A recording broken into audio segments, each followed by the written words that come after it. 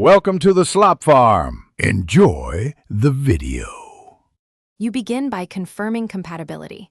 Check your watch model, and that watch OS X supports it.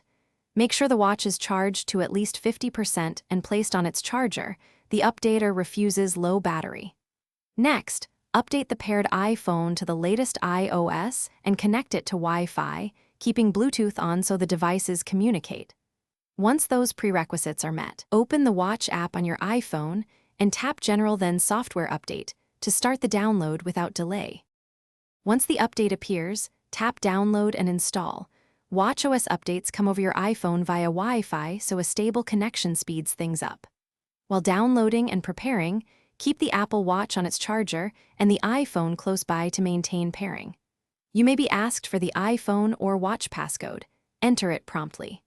Do not interrupt the process by force closing the Watch app or restarting devices. The installation will automatically transfer and reboot the watch when ready. After the watch reboots, verify the new version in the Watch app under General right arrow about so you know the update finished.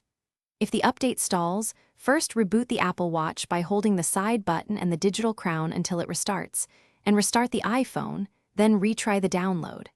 If problems persist, unpair and repair the watch to create a fresh backup and attempt installation again.